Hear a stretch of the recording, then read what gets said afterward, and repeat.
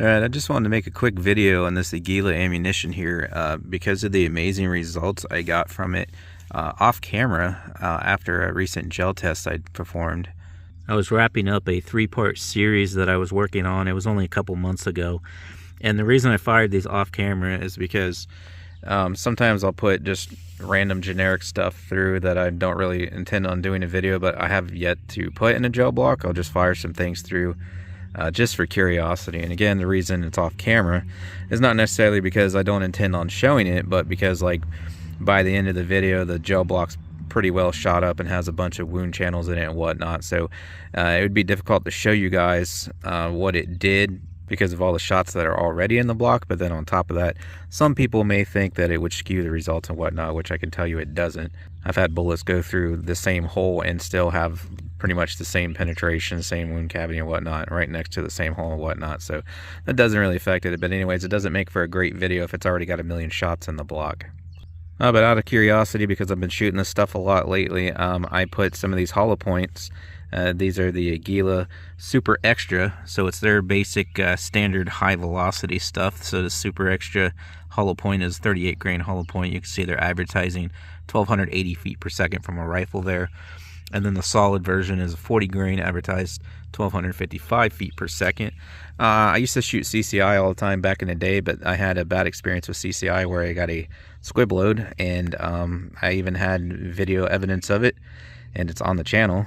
And they basically called me a liar as far as I'm concerned, because they told me I did not have a squib load even though I had video evidence. So ever since then I've been ticked off at CCI, so I switched to Aguila.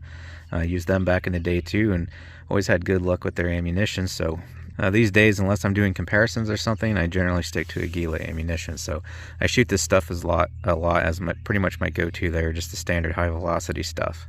So anyways, off camera, for the reasons I just mentioned, I shot some of these into a gel block just to see what they would do, and I was pleasantly surprised, because generally, you know, your bulk packs and whatnot, they're not like optimally designed for optimal expansion and whatnot, especially at varying velocities and whatnot, and these things performed awesome in my opinion. So you can see I got a whole bunch here, and then I got 3 over here separated. So what I did was I fired some through my Ruger 1022 rifle, 18.5-inch barrel. You can see there, and I'll give you a close-up on all these in a second. They mushroomed, expanded beautifully out of the 1022 rifle. So then I put a bunch through my pistol. It was a Taurus TX22, so it's like a 4 or 4.1-inch barrel, something like that. I'll throw up the exact measurements for you on the screen. Now generally I found anything that's advertised in the 1200 feet per second range from a rifle. Out of a pistol you're getting in the 900s on average, and a lot of hollow points do not expand or barely expand at 900 some odd feet per second from a 22 long rifle. At a minimum, even if they're a great round, you'll get reduced expansion, which you can see here. But it's been my experience, and that's why I've been doing a lot of 22 gel tests on the channel, not only from rifles but from pistols, that not very many rounds do well at all out of a pistol. So compared to everything I've been testing, and especially considering that these are one of the cheapest rounds you can get, and as you know, a bulk pack and whatnot, they're no specialized round or anything like velocitors or interceptors or super maximums or anything like that. Just your pretty basic standard bulk pack hollow point there. This is some of the best expansion I've seen from a pistol. Now, it's not the top performer. You have to watch all those videos if you want to know which ones are the best. But for what these are, these things performed amazingly. So I shot so many through the pistols because that's a lot of times, I believe the first few shots I got this great expansion like you see here. And I was like, okay, well, 1 or 2 shots did that, but is every shot going to do that? Because when the velocity gets that low, you're on that borderline there. A difference between 20-30 feet per second can make the difference between something like this and something like that. So I fired a whole bunch out of the pistol into the block, and this is the results we got. But you can see here, more often than not, we got expansion than did little to no expansion, which even this one here, you could say that's no expansion, but you can actually see, actually I should pull one of these out to show you guys. I don't know what the heck I'm thinking. It did blunt the nose of that slightly. So then these, you can see they're trying to expand, it didn't quite make it. And then here we're actually getting not only expansion, but like really good expansion. I'll grab my calipers here in a second and show you. almost as wide as through the rifle, just the rifle clearly they peeled down more from the extra velocity.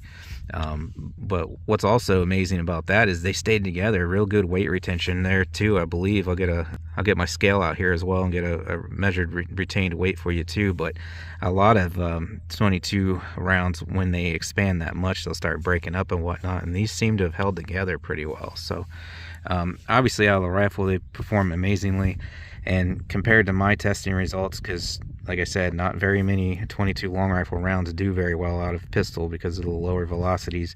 These did exceptional out of the pistol as well.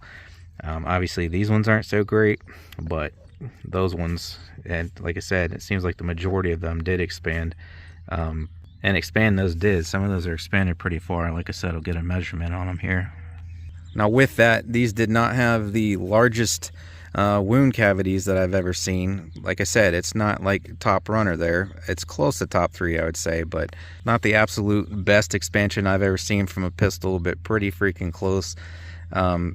It's got to be top 3 expansion out of the rifle there, but the wound cavities, what was left in the gel block from the pistol and the rifle, not the best I've seen, but again, for what this stuff is, it's got to be top of the charts for the bulk stuff, which I'm gonna plan on doing some videos like that this year. I'll collect a bunch of different brands of the bulk ammunition, do some testing there to see what reigns king of the bulk packs, but I'm thinking it's going to be these. But let me grab my scale and caliper. We'll get some measurements and weights on these. But like I said, if you want to see what I have got to perform the best out of the rifle and the best out of the pistol, I got tons of 22 long rifle gel tests on the channel and more. Just go check out the 22/rimfire playlist on the channel for quick access to all those. All right, I get the caliper and scale here. Real quick, I meant to mention this earlier in the video. By my calculations and using the ballistics app and trajectory calculator and whatnot, out of the rifle, you should still be getting at least this performance at 100 yards, if not slightly better, because 1280 muzzle by 100 yards, it should be in the upper 900 feet per second range, if not low 1000 feet per second range at 100 yards. So from a rifle, you would still be getting this expansion or better out to 100 yards. So I'm sure the same couldn't be said for all the bulk hollow points out there. Even if they expand great up close from a rifle, 25-50 yards, they might stop expanding altogether. These will still be expanding at 100 yards. All right, so we'll start with some retained weight here. If you guys want to get yourself one of these scales or micrometer caliber here, links in the description. Links in the description for everything I use in my videos: earmuffs, shooting bags, steel targets, and more. So I ain't really worried about those since they didn't do much, but let's just kind of like measure these end ones here that did expand well out of the pistol. 37.7 out of 38. 38.1. So yeah, they're not losing anything. 38.3. So let's check the ones out of the rifle now. 38. It didn't lose anything. Now, I wouldn't be surprised if we lost like a grain or two, but like I said, 37.2. These look like they had near 100% weight retention, and they in fact do. 38. Now let me get you that close-up real quick that I almost forgot.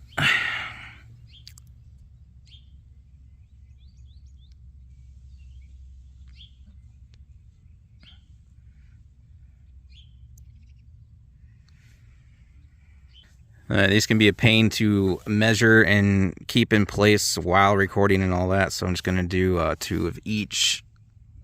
Okay, so we'll do these 2 from each group. Well, honestly, I mean, we picked like the best 2 from each group, and they look pretty much the same, so I'm just going to measure 1 of each here. So, you know what's crazy? From the pistol, they actually look wider than they do from the rifle. That's interesting. Now, if you've ever heard of overexpansion, this is actually what occurs. You do not want a bullet to overexpand, because when it overexpands and it folds down further and whatnot, instead of sticking out like that, and then you will actually end up with a slightly smaller diameter due to the overexpansion, which also means you're going to get excessive penetration as well. Not to mention the wound cavity will likely be a little smaller because the overall diameter is smaller. So out of the pistol velocities there from that Taurus TX22 barrel, your borderline perfect amount of expansion and borderline not expanding very much because it's riding a very thin line of perfect velocity there. Whereas out of the rifle, the extra velocity is actually slightly overcoming perfect results there, which I would call those perfect results anyways, because that's an amazing mushroom, and like I said, perfect weight retention and whatnot. But at the right velocity, so at a further range than point blank range with a rifle, you're actually going to get slightly better expansion. Or close range with the right pistol, you're going to get that expansion too. So anyways, so that one out of the rifle there, oh, I got this on the wrong setting here. Let me see. There we go. 0.335, so 33 caliber. Let's see what this one out of the pistol here comes in at. And then out of the pistol, it's not a whole lot bigger, but it is a little bigger. 0.345, so 34 caliber there, just slightly larger. I will also say, however, if you manage to induce or achieve tumbling, not only is that a slightly larger diameter there, but if it tumbles, you're going to get more damage with that longer base there than you will with this almost rounded slug now. So yeah, I just wanted to show you guys my findings here. Like I said, I think this performs excellent for a budget bulk round. Like I said earlier in the video, the only reason I'm not showing the whole part where I shot him into the gel and whatnot is because it was in a used block that already had a lot of shots in it, so not very photogenic and whatnot. And again, some people would argue that a used block is going to give skewed results if the shots are too close together and whatnot, which again, I can tell you from my experience, it does not matter. But for those two variables is why I didn't make an entire gel block shooting video out of it. But I wanted to bring these results to you guys because, like I said, it's so impressed for the affordability and the fact that, it's just cheap bulk ammo. These things performed excellent.